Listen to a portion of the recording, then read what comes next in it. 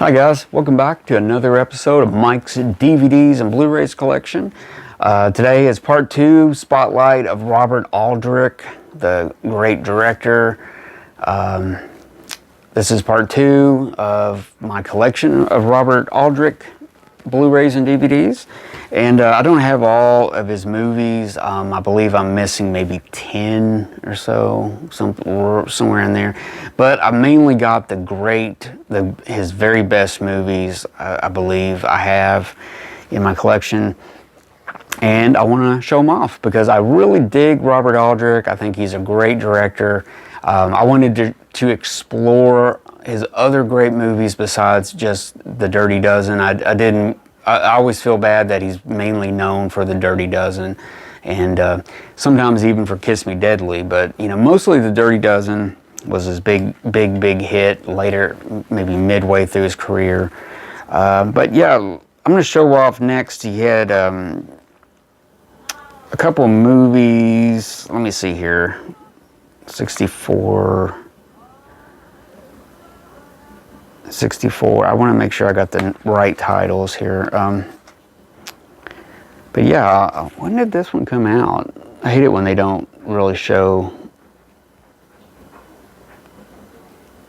the right date.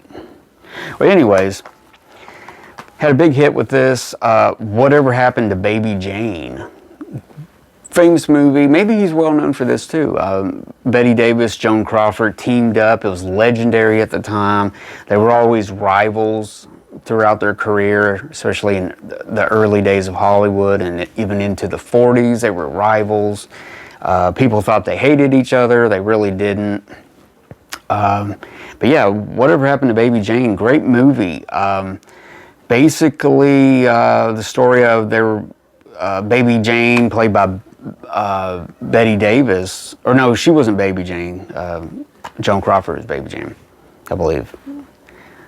But anyways, Bette Davis was a early child star, like in vaudeville and stuff, and her parents built them up, and she was basically the breadwinner of the family. She was making all this money as a little child star, and she, basically called the shots. She was a brat. And Joan Crawford's character as a child was kind of, the smart one, the nice one, the courteous one, everything. And then when she got a little bit older, she went into films and became the acclaimed actress, winning the awards, and she was best known, beloved Hollywood star.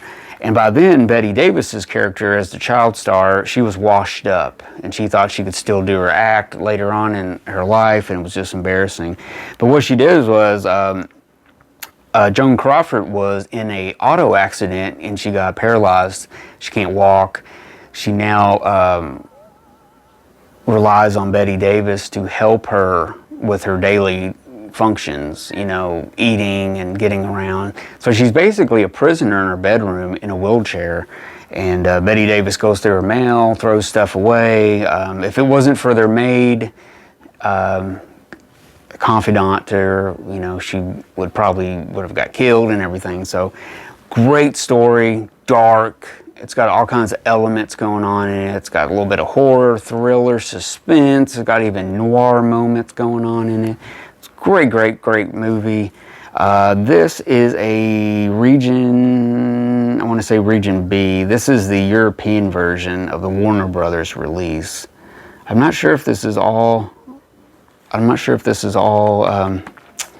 region or not. I got this on Amazon, so I'm not sure. I think it might be region B. But next up, this is kind of not a follow-up. They're sort of related, but not sort of related. This is a Eureka Masters of Cinema release. This is number 201 from 1965, I want to say, 64, is Hush Hush, Sweet Charlotte. This time we got Bette Davis, Olivia de Havilland, and Joseph Cotten. And not to go totally into the story, but this time Bette Davis is the one that's kind of getting abused by Olivia de Havilland and Joseph Cotten. Joseph Cotten being a lawyer and Olivia de Havilland being a long lost relative that's coming back to take care of Betty Davis because she's basically lost her fortune and she's going to get evicted from her house, and just all kinds of suspenseful stuff. It's basically Robert Aldrich really channeling Alfred Hitchcock a lot in this. Very good movie. Great black and white photography. It's a great release. This has some stuff on here. It's got a great audio commentary. It's got a making of and some other stuff, some archival video. But yeah, I highly recommend that. Hush Hush, Sweet Charlotte. And next up, from 1967, great movie, great men on a mission movie, war movie, The Dirty Dozen. Great movie starring Lee Marvin, what a cast, Ernest Borgnine, Charles Bronson, Jim Brown, John Cassavetes, Richard Jekyll, George Kennedy, Trini Lopez, Ralph Meeker, Robert Ryan, Telly Savalas, Clint Walker, and Robert Webber. I mean, if there was ever a cast to die for, awesome. Just awesome, awesome, awesome. This was a huge blockbuster in 1967. It was a big hit for Robert Aldrich. Some stuff, it was written by Michael Caine, not with a K. Oh, wait a minute. Sorry, I'm reading the wrong one. It was written by Nunnally Johnson and Lucas Heller. But yeah, it's a great cast. This also has the follow-up that was made in the 80s, The Dirty Dozen Nick's Mission. So I was reading that for a second. But yeah, that's on there as a special feature. But yeah, what can I say about The Dirty Dozen? Great movie. Great, great, great. Men on a Mission, war movie. All kinds of good stuff in it. You can watch it all the time. Great. Love it. Had a big hit with it and stuff. So yeah, if you haven't seen The Dirty Dozen, you need to just find it and watch it. I mean, it's on a lot. You can find it. So yeah, Dirty Dozen. Next up, this was a big hit also for Robert Aldrich in 1974, and I'm talking about The Longest Yard. This one's starring Burt Reynolds as they basically have this prison football team. Burt Reynolds is kind of the star player. They kind of use him and stuff. So yeah, it was a great, great, cool movie. It was a big hit. This has got some extra supplements on here and audio commentary by Burt Reynolds himself. Of course, it was remade with Adam Sandler back in the mid-2000s. I don't think I even watched that. I was just like, oh man, I just didn't watch it. I mean, no offense to Adam Sandler, I like him, but I just didn't want to watch it. So yeah, there you go, The Longest Yard. This is known as the Lockdown Edition by Paramount Video. These were very common, man. These are almost iconic in the DVD age, as these widescreen collection, Paramount DVD. I don't know, there's a lot of these and they're pretty cool. Almost collectible. I'm sure there's somebody out there collecting them. Next up is a great movie from MGMUA Video. I believe it is available on Kino Video Blu-ray, I believe. But, or no, maybe it's not on Blu-ray. Yeah, that's it. The DVD, the movie is Too Late, The Hero. Really cool, interesting war movie type. It's kind of like a Men on a Mission, but they're all like rejects on a mission. And I'm talking really rejects on a mission. So this could have been in the Men on a Mission movie. I should have probably had this in there. But it stars Michael Caine, Cliff Robertson. Let's see, what else we got in here. A great English cast: Ian Bannon, Harry Andrews, Denholm Elliott, you might know. And yeah, pretty good movie. It's from 1970, and basically Michael Caine, or Cliff Robertson's American soldier who's kind of gets in with this group of English soldiers who are trying to make their way through the jungle to destroy this Japanese outpost so they can kind of be free, because they keep getting bombarded by the Japanese and stuff, and for some reason they're not being able to hold their fort, so they're sending them on a mission that they're very doubtful will do anything. But it's kind of a rise to the occasion type of movie. Michael Caine and Cliff Robertson really worked together to win the fight. They just basically want to go home. Cliff Robertson just wants to go home. They really don't care about the war. I mean, the war might be almost over, and so it kind of shows the flip side of war and soldiering and everything, like the downtime. And but yeah, excellent performances throughout, great direction, strong, realistic stuff. So I highly recommend that. It's also one of those movies that I've seen over the years, seen the cover, just didn't make the connection, you know, when I was younger. Next up, I got a Korean copy of Emperor of the North.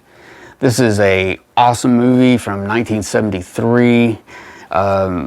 Lee Marvin kind of plays the, like, I think he's known as King of the Hobos, and Ernest Borgnine plays the conductor, I guess. He's in charge of the train, like rides in the caboose and makes sure nobody's riding for free, the hobos and stuff. And he's kind of, it comes down to a battle of wits with him. Like, they come down to a literal battle of just trying to beat these hobos, and Lee Marvin kind of leads them and stuff. So it's slightly offbeat. It's a whole lot of fun. It's really cool story when you come down to it. It's very well directed and acted. Who else is in this movie? Alicia Cook Jr., who's been in a lot of movies, especially film noir. He's in there as one of the hobos, I believe. And Keith Carradine. So, great movie, Emperor of the North. If you haven't seen it, pick it up, watch it. Great movie, offbeat. I'm going to watch this again here real soon myself. And finally, guys, come to the end of my Robert Aldrich video collection. I have a DVD 20th Century Fox release of The Flight of the Phoenix. Now, there's a good version available from Eureka Masters of Cinema, but I have this older copy that maybe one day I'll upgrade to that. But The Flight of the Phoenix was when I remember buying it and getting it and seeing it for the first time, I was really impressed with it. It's a great, really stirring movie. It's just awesome. Coming together, these guys are left out here in the desert with a broken down plane, and some people that can work on it, but they don't want to work on it, or it's just this group of people, kind of misfits, stuck together after their plane crashes in the desert. James Stewart, great as the pilot. Richard Attenborough. It's got a great cast. Peter Finch, Hardy Kruger, Ernest Borgnine again. Lucas Heller did the story, who's worked with him before. It's also got Dan Duryea in here. I didn't realize that. But yeah, this was a great movie from 1965, and it runs about an hour or 149 minutes, so it's about 2.5 hours long, and it really never drags. It's just a great movie. Being stranded, it's like a stranded in the desert movie, but there is hope. It's like a movie of hope, hopelessness, being stuck, just getting along with people, you don't want to get along with. And it's super cool movie. I highly recommend to get this. I think you can get this pretty easily, the DVD. I think you have to watch out because there's a widescreen and a panned and scan version out there, so you need to watch if you get this. But I would highly recommend you get the Eureka Masters of Cinema version on Blu-ray. So there you go, guys. So I hope you enjoyed this episode. This is my all my Robert Aldrich videos that I have so far. There's a few more here and there. He made like 2 or 3 movies before he made his last one, I think in '81, and it was somewhat of a hit at the time. It was kind of an offbeat movie. I need to get that one. But there's a few movies here and there to get. But mainly those are his movies that he was most proud of, his best movies. And I just wanted to salute the director, the dude, the cool guy with the skills to pay the bills, Robert Aldrich. And I hope you enjoyed this video. If you did, give me a thumbs up.